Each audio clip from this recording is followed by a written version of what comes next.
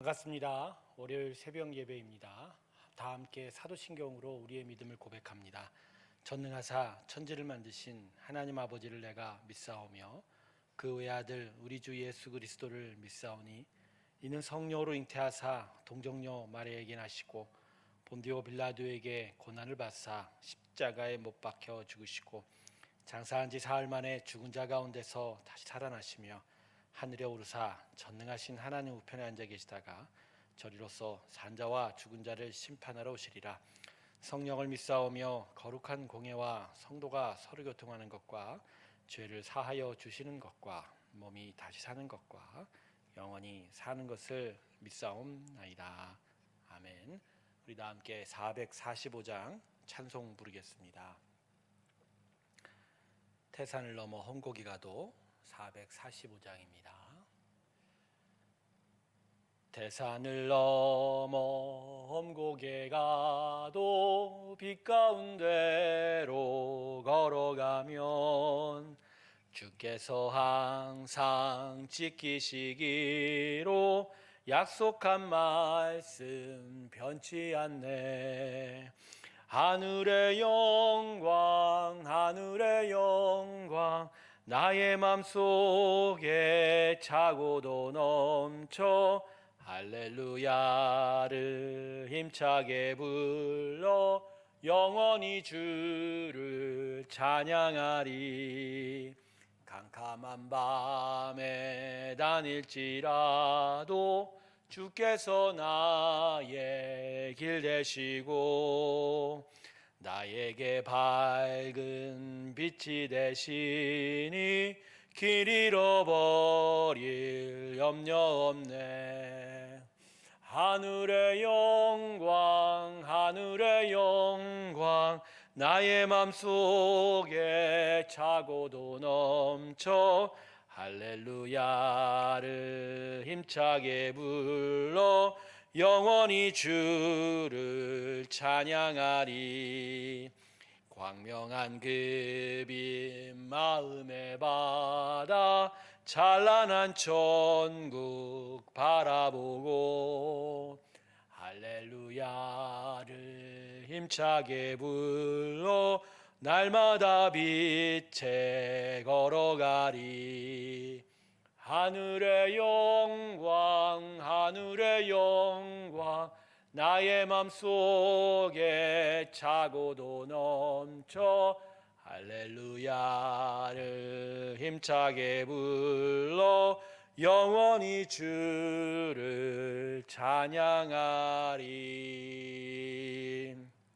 기도하겠습니다. 아버지 하나님, 오늘도 우리의 마음 가운데 함께하여 주시고 하나님을 향하여 나아가는 귀한 복된 믿음의 길 되게 하여 주시옵소서. 오늘도 우리 마음에 믿음을 허락하여 주시고 더더욱 주님을 의지하는 저희의 삶이 되게 하여 주시옵소서. 성령 하나님, 저희의 마음을 인도하시고 또 말씀을 붙들게 하시며 기도와 간구로 하나님을 향하여 나아가게 하시며 언제나 주님의 인도하심에 귀 기울여 순종하는 마음으로 사는 저희가 되게 하여 주시옵소서. 오늘도 우리의 모든 삶 가운데 함께 하실 하나님을 찬양하옵고 감사드리며 예수님의 이름으로 기도드립니다. 아멘. 오늘 말씀은 마태복음 5장 7절의 말씀입니다. 마태복음 5장 7절의 말씀입니다. 제가 읽겠습니다. 긍휼히 여기는 자는 복이 있나니 그들이 긍휼히 여김을 받을 것이며. 아멘. 자, 오늘 본문에 이 긍휼에 대해서 이야기 전에 먼저 팔복이라는 구조를 좀 살펴봐야 합니다. 8개의 복인데 이게 전반부의 4가지의 복과 또 후반부의 4가지의 복 사이에 약간의 의미가 달라지고 있습니다. 팔복의 전반부는 심령이 가난한 자, 애통하는 자, 온유한 자, 그 의에 줄이고 목마른 자였죠. 그러니까 구원을 갈망하는 영적 살대, 하나님의 어떤 구원하심, 하나님의 함께하심에 대한 어떤 갈망하는 그 영적 상태, 이것을 이야기하고 있다고 보면, 이와 달리 팔복의 후반부는 구원받은 이후에, 은혜 받은 이후에 영적 상태를 나타냅니다. 긍휼히 여기는 자, 마음이 청결한 자, 화평케 하는 자, 의를 위해 박해를 받는 자. 이 모두가 다 하나님의 은혜를 받으면 그 은혜로 인하여 우리가 어떠한 자의 삶의 자세를 드러내야 되는지에 대한 이야기이죠.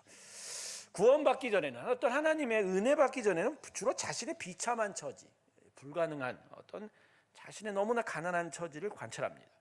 영적 빈곤의 자각, 죄에 대한 애통, 하나님의 처분만 바라는 온유한 마음가짐, 그리고 내가 얼마나 의롭지 못한 거에 대한 철저한 각성들이 나타나지만, 그러나 구원받은 이후, 하나님의 은혜를 받은 이후에는 이제는 자기가 아닌 타인에 대한 관심을 가지고 보다 더 은혜에 따라 사는 적극적인 삶으로 나아가게 되는 거죠. 그렇게 되면 이제 긍휼히 여기는 삶이 나타나고, 마음이 청결해지고, 또 마음을 깨끗게 하는 삶, 또 화평을 이루는 삶, 의를 위하여 도전하고, 또 고난을 적극적으로 간수하는 삶으로 나아가게 되는 것이죠.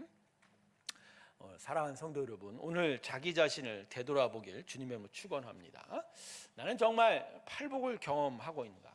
먼저는 하나님 어떤 은혜를 간절히 간구하는 그러한 가난함이 있는지, 또 그것에 그 간절함 안에 하나님 응답하실 때 그 은혜를 통해서 보다 더 분명한 하나님의 나라의 백성으로 나아가고 있는 그런 팔복의 삶이 우리 안에 있는지, 그것을 한번 살펴보기를 원합니다. 자, 이제 긍휼히 여기는 마음에 대해서 좀 살펴보려고 합니다. 예수의 사람들이 예수님을 믿게 될 때 우선적으로 나타나는 마음의 변화가 바로 이 긍휼이라고 할 수 있습니다. 왜 그러냐면 예수의 사람은 하나님의 긍휼하게 여기심으로 인하여 구원을 받았기 때문에, 긍휼을 받았기에 긍휼이 나타나는 것이 먼저이기 때문입니다. 자, 그러면 긍휼이라는 구체적으로 어떤 작용일까요? 긍휼이라는 건 에베소서 4장 1절부터 2절을 보면 이렇게 기록하고 있습니다. 그러므로 주 안에 갇힌 내가 너희를 원하노니 너희가 부르심을 받은 일에 합당하게 행하여 모든 겸손과 온유로 하고 오래 참음으로 사랑 가운데 서로 용납하고. 그죠? 하나님의 부르심, 그 은혜 안에 합당하게 생활할 때 모든 겸손과 온유하심과 오래 참음과 사랑 가운데 서로 용납하는, 여러분, 이게 긍휼이라고 하는 거죠. 그래서 여러분, 이 긍휼이라는 것은 간단한 마음이 아닙니다. 단순하게 착하다, 나름을 불쌍하게 여기다가 아닙니다. 성경이 말하는 긍휼은 아주 매우 넓은 레인지를 담고 있는 거죠. 기본적인 타락한 인간의 본성, 좁은 마음과 어울리지 않습니다. 자, 그런 점에서 긍휼은 기본적으로 하나님의 성품입니다. 그리고 그 성품은 하나님과 사람과의 관계에서 분명하게 드러나고 있습니다. 사람을 창조하시고 또 타락한 사람을 용서하시고 또 끝까지 구원하시기까지 이르는 그 하나님의 모든 그 구원의 섭리와 역사가 바로 이 긍휼인 거죠. 그래서 성경의 역사는 어찌 보면 하나님이 인간을 긍휼하게 여기신 역사다라고 말할 수 있습니다. 타락한 아담을 찾아주신 것이 긍휼입니다. 아담의 죄를 덮기 위하여 가죽옷을 해입혀 주신 것이 긍휼이고, 또 사단의 머리를 깨트리고 다시 하나님 품으로 올 수 있도록 그 구원의 길을 약속하신 것도 긍휼이고, 아브라함을 믿음의 선조로 부르시고 다시 구원을, 온전한 그 민족의 구원을 약속하신 것도 긍휼이고, 또 그 약속대로 이스라엘을 애굽에서 구원하신 것도, 또 그들이 방황하던 광야에서 그들을 끄집어내어 가나안 땅으로 인도하신 것도 긍휼입니다. 그리고 무엇보다 가장 큰 긍휼은 예수님을 우리를 위하여 십자가에 보내주신 긍휼이죠. 죄로 지옥에 떨어질 수밖에 없는 우리를 위해 예수님이 십자가에서 죽으셨고, 아무 조건이나 대가도 요구하지 않고 거저 용서해 주신 것, 그래서 우리를 자녀 삼으신 이게 긍휼인 것이죠.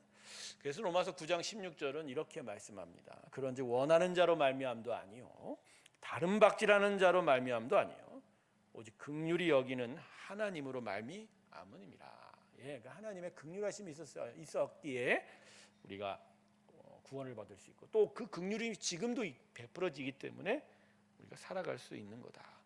그래서 이런 긍휼을 우리가 받았기 때문에 우리는 우리만이 아니라 타인을 향한 긍휼히 여기는 자로 서야 합니다. 할렐루야. 그것이 바로 오늘 말씀의 명령입니다. 하나님께 긍휼을 입은 것만 만족하고 기뻐할 수는 없습니다. 긍휼을 입은 자로서 당연히 남을 긍휼히 여겨야 되는 것이 바로 우리의 삶입니다. 베드로는 주님께 이런 질문을 했었습니다. 주여, 형제가 내게 죄를 범하면 몇 번이나 용서해야 합니까? 7번 정도 용서해 주면 되나요? 당시 랍비는 3번 정도 용서해 주고 4번째는 용서하지 않아도 된다고 가르쳤습니다. 근데 베드로가 7번이라고 지금 내가 용서해도 되냐고 한 것은 통상의 용서를 2번이나 넘는 그런 용서죠. 네, 그러니까 자기는 용서를 많이 할 수 있다 이렇게 예수님께 자기를 드러내고 있죠. 하지만 예수님의 대답은 뭐라고 했죠? 70번씩 7번이라도 용서해라. 여러분, 이건 7번 곱하기 70번 490번 용서하라는 것이 아니라 언제든지 얼마든지 제한 없이 우리는 용서할 수 있다. 즉 긍휼을 받은 만큼 긍휼의 자세를 서야 한다라는 거죠. 사랑하는 성도 여러분, 우리는 지금 누구와 같은 자인가요? 자신이 큰 긍휼을 받았다는 것을 기억하지 못하고 나 자신을 위하여 타인의 허물과 죄를 드러내기만 하는 자인가? 아니면 하나님으로부터 크신 긍휼을 받았기에 그 긍휼의 마음을 기억하며 타인의 허물과 죄를 용납하고 용서하려고 하는가? 긍휼히 여기는 자 되시길 주님의 이름으로 축원합니다. 이것이 우리를 긍휼하게 여기셔서 구원을 베푸신 하나님께서 우리에게 원하시는 마음일 것입니다. 긍휼히 여기는 자에게 주시는 복은 긍휼히 여김을 받는 복입니다. 성도가 받은 최고의 복은 하나님께 긍휼히 여김을 받는 복이죠. 하나님부터 긍휼을 입는 것이 가장 큰 축복입니다. 여러분, 하나님께로부터 긍휼을 입은 사람들의 이야기가 바로 성경입니다. 노아가 어떻게 구원을 받았습니까? 노아는 여호와께 은혜를 입었더라. 그러니까 하나님께 긍휼을 얻었기 때문입니다. 다니엘이 어떻게 이방 나라에 성공했습니까? 하나님이 다니엘로 하여금 환관장에게 은혜와 긍휼을 얻게 하신지라. 즉 하나님의 긍휼이 있었기 때문인 거죠. 어떻게 세리장 삭개오가 예수님을 만나고 그의 제자가 될 수 있었으며, 어떻게 단 한 번도 자리에서 일어나 본 적이 없는 안진뱅이가 일어날 수 있고, 어떻게 예수의 사람들을 핍박한 바울이 생명의 복음을 전할 수 있었을까? 오직 한 가지, 하나님께 긍휼을 입었기 때문입니다. 성도 여러분, 이 세상에서 하나님의 긍휼을 입는 것보다 더 큰 복은 없을 겁니다. 그래서 긍휼을 입고 긍휼을 베푸는 삶이야말로 우리 삶의 가장 큰 은혜요, 축복일 것입니다. 야고보서 2장 13절은 그래서 이렇게 말씀합니다. 긍휼을 행하지 아니하는 자에게는 긍휼 없는 심판이 있으리라. 긍휼은 심판을 이기고 자랑하느니라. 할렐루야. 오늘 이 5번째 팔복을 기억하면서 내가 정말 하나님께 얼마나 큰 긍휼을 입었는지를 기억하고 그 긍휼을 다시 이웃과 우리 타인들에게 함께 나누어 주는 귀한 팔복의 삶이 우리 가운데 있길 주님의 이름으로 축원합니다. 기도하겠습니다. 하나님, 내가 누구인지를 다시 살펴봅니다. 하나님의 크신 긍휼 안에 있었음을 기억합니다. 이제 그 긍휼을 받은 대로 하나님 이웃을 사랑하기 소망합니다. 주님, 긍휼히 여기는 자가 복이 있다 하셨습니다. 또한 그들이 하나님의 큰 긍휼 가운데 있다고 하셨사오니 이것을 기억하며 긍휼의 삶을 살아가는 저희의 일주일의 삶이 되게 하여 주시옵소서. 오늘도 하나님께서 우리를 부르시고 또 우리의 영을 깨우셨습니다. 하나님의 영광 가운데 서게 하여 주시고 하나님의 크신 은혜의 일들이 우리 가운데 있게 하여 주시옵소서. 하나님, 오늘도 성도들을 기억하시고 아픈 하늘들 가운데 함께 하셔서 저들의 몸과 영혼을 붙들어 주시옵시고 하나님의 크신 은혜로 돌보셔서 나음이 있게 하소서. 치유하여 주시옵소서. 상한 자들을 하나님께서 크신 사랑으로 붙들어 주시옵을 때 예수의 크신 사랑을 알게 하여 주시옵소서. 오늘도 성도의 모든 삶의 터전에 자정하셔서 인도하시고 축복하시고 또 공급하시고 함께 하시는 귀한 은혜로 함께 하소서. 저들 용기를 허락하여 주시옵소서. 세운 몸된 교회가 더욱더 진리의 반석에 세워지게 하시고 성령의 크신 인도함 따라 주님께 더욱더 감사함으로 나아간 복된 교회 되게 하여 주시옵소서. 이제는 우리 주 예수 그리스도의 은혜와 하나님 아버지의 사랑과 성령의 교통하심이 하나님께 받은 그 크신 긍휼을 기억하며 스스로가 긍휼을 드러내는 자로 서기를 주 앞에 고백하며 나서는 하나님의 귀한 성도들의 심령들 위해 영원토록 함께 하시기를 간절히 축원하옵나이다. 아멘.